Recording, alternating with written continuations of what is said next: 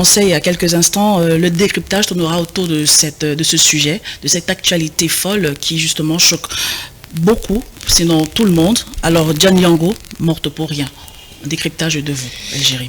Alors, il faut découper cette affaire en plusieurs sections et en plusieurs phases pour véritablement comprendre l'ignominie du verdict qui a été donné. Première phase, rappel des faits. Nous sommes en novembre 2023.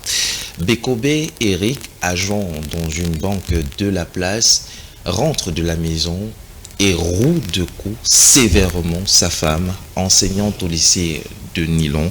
La dame se nomme Diane Yango. Elle ne décède pas sur le coup. Elle est transportée mano militari dans un établissement hospitalier et quelques heures plus tard, elle est déclarée morte des suites de ces coups-là. Justement, je le dis parce que l'autopsie qui a été réalisée par le médecin en charge de sa prise quand elle est arrivée à l'hôpital déclare qu'elle est morte de coups portés, de coups justement violents et d'hémorragie, lesquels ont découlé des coups qu'elle a reçus de la part de son mari. Il est bien de préciser quelles sont les causes de sa mort parce que justement, quand on va en justice, ce sont les causes de la mort qui déterminent la peine, qui détermine le verdict. Alors quand le procès commence, le monsieur est arrêté, il est placé en détention provisoire le temps de l'enquête et donc son procès s'ouvre. Et quand on examine, pourquoi est-ce que je donnais les causes tout à l'heure, c'est que ces causes-là constituent ce qu'on peut appeler un homicide involontaire. Ça, c'est le fait. Ça, c'est là. C'est ce que quand on le décrypte à l'analyse, c'est à cela que cela renvoie. Maintenant, lors de l'ouverture de son procès, le monsieur plaide coupable. Très bien. S'il plaide coupable, ça veut dire qu'il y a ces meurtres avec préméditation. Ce n'est plus homicide involontaire, c'est homicide volontaire. Pourquoi je fais cette nuance? On a été choqués tous du verdict donné par la juge. Mais en réalité, la juge a respecté la loi. En code pénal, à l'article 225, il est dit justement qu'elle punit de 0 à 5 ans d'emprisonnement et d'une amende de 10 000 à 500 000 toute personne reconnue d'homicide involontaire. C'est ce que la loi dit. Donc, la juge a estimé, après la plaidoirie certainement des avocats de ce monsieur, qu'il était, je veux dire qu'il a assassiné sa femme de façon involontaire. Je vais vous lire ce que la loi appelle involontaire. On comprendra un peu mieux et peut-être vous me direz si vous estimez qu'à ce moment-là, on peut véritablement parler d'homicide involontaire. Vous écoutons. Alors, on dit ceci. Pour ce qui est de l'homicide et de blessure involontaire, l'article 289 du Code pénal punit d'un emprisonnement de 3 mois à 5 ans et d'une amende de 10 000 à 500 000 francs CFA ou l'une de ces deux peines seulement, celui qui, par maladresse, négligence, imprudence ou inobservation des règlements, cause la mort. Je vais reprendre certaines expressions.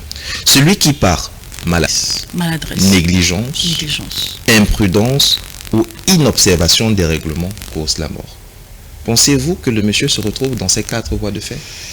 A-t-il frappé sa femme par maladresse? L'a-t-il frappé par négligence, par imprudence? C'était prémédité. Et c'est pour ça que le ton est grave et la mine tout autant, parce que c'était prémédité. Il était surtout coutumier des faits. Ce n'était pas la première fois qu'il passait à tabac cette jeune dame. Tout à fait. Donc, le deuxième trait d'analyse de ce matin, la juge.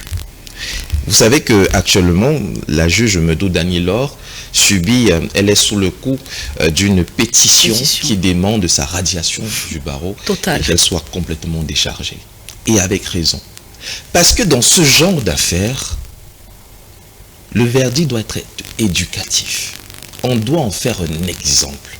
Je vous prends un cas similaire qui s'est déroulé en Afrique du Sud, la nation arc-en-ciel. Nous sommes en 2013 et un athlète réputé, qui était même champion du monde dans sa discipline, Oscar Pistorius, affirme avoir confondu sa femme à un bandit. Un bandit qui s'est filtré dans la maison. Tout à fait.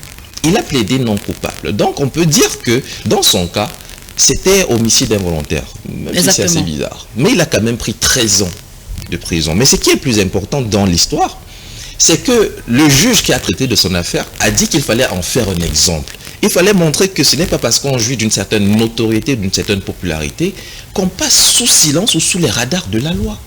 Et donc, même si sa peine aurait pu être allégée, parce que c'était lui, et parce que c'était ce cas précis, Tout à fait. on a majoré au maximum de manière à donner un exemple, à imprimer dans l'esprit de ces autres que vous ne serez pas épargnés si d'aventure vous vous placez dans la même situation. Pour revenir au Cameroun, ce verdict aurait pu faire école, parce que vous savez que le protocole de Maputo, qui est actuellement en débat 10 ans, ou je dirais même 15 ans après son adoption par le Cameroun, est actuellement en débat au niveau de l'Assemblée nationale, montre à quel point la situation de la femme est précaire au Cameroun. Extrêmement précaire. Alors, si cette juge avait compris de quelle autorité elle est pourvue et de quel exemple, justement, elle devait servir pour ce cas-là, je pense que le verdict aurait été le plus lourd possible, et avec raison, parce qu'il faut interdire, même dans l'esprit, je dirais même qu'il faut annihiler dans l'intention le fait de battre sur une femme. Mais je vous rappelle que seulement au mois de janvier 2025, on dénombrait plus de 20 cas de féminicide au Cameroun, seulement pour le mois de janvier. Alors, pour sortir de cette grille d'analyse, quels sont les effets pervers de cette décision? La première, et c'est Maître Mandeng qui le dit, oui. Ce verdict donne le droit de tuer des femmes. Malheureusement. On pourra le tourner dans tous les sens, mais ce verdict ouvre les vannes de toutes sortes de violences qu'on a fait sur les femmes. Tout à fait.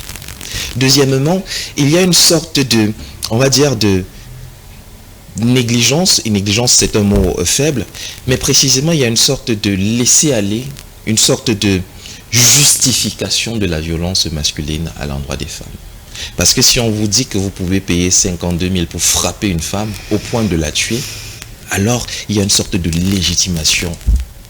Le droit de tuer peut-être. C'est ça. Il y a une sorte de légitimation des féminicides. Cette dame a manqué l'occasion d'entrer dans l'histoire. Et vous avez vu que la procureure qui demande, et là encore c'est une femme, qui demande, qui interjecte en appel, le fait seulement après la clameur suscitée par cette affaire. Donc, ce n'est pas de son allant, ce n'est pas de façon spontanée, oui. Ça n'a pas retourné dans ses traits. Ou au moins pour sa nature de femme. Non, pas du tout. C'est après le tollé que cette histoire a créé sur Internet qu'elle décide d'interjeter appel. La troisième grille d'analyse, elle est peut-être la plus importante parce qu'elle est éducative. Pourquoi les hommes sont violents à l'égard des femmes? Bonne question. Il faut savoir que la violence physique des hommes est un aveu d'impuissance. Qu'est-ce à dire? S'ils en arrivent à vous frapper, c'est qu'ils ont épuisé toutes les voies de recours pour asseoir leur autorité. Et c'est pour ça que j'ai l'habitude de dire, et c'est mon père qui m'a prêté cette expression, qu'il y a très peu d'hommes désormais dans ce monde. Il y a juste de grands et de vieux garçons. Pourquoi? Les hommes aujourd'hui, les hommes en général dans leur constitution, sont faits pour dominer. Ainsi leur a-t-on appris les règles de l'art. Ils sont chefs, la Bible dit que c'est le chef de la femme, c'est le chef de la famille. Les sociétés qui se revendiquent patriarcales, même si dans le fait, les sociétés bantoues sont matriarcales, mais en tout cas, on leur a donné cet ascendant naturel sur tout. Donc, de par cette prédisposition naturelle à être dominateur, ils estiment qu'ils ne devraient pas être, que leur autorité ne devrait pas être bafouée ou remise en question. Plusieurs choses remettent l'autorité des hommes en question dans le couple. Une femme qui élève la voix, une femme qui se comporte d'une certaine manière, ils prennent ça comme des provocations. Malheureusement, il n'y a pas beaucoup d'hommes, dans le sens où il n'y a pas suffisamment de hauteur pour gérer ces désagréments qui sont souvent le fait même de la nature profonde des femmes. Et donc, lorsqu'ils se retrouvent dos au mur, la seule manière qu'ils ont d'exprimer leur autorité, c'est la force physique en se disant « au moins j'ai encore ça ». Or, ça produit l'effet contraire. Une femme battue, normalement constituée. Et pourquoi j'insiste sur le normalement constitué? Parce qu'il a été développé dans l'esprit de certaines femmes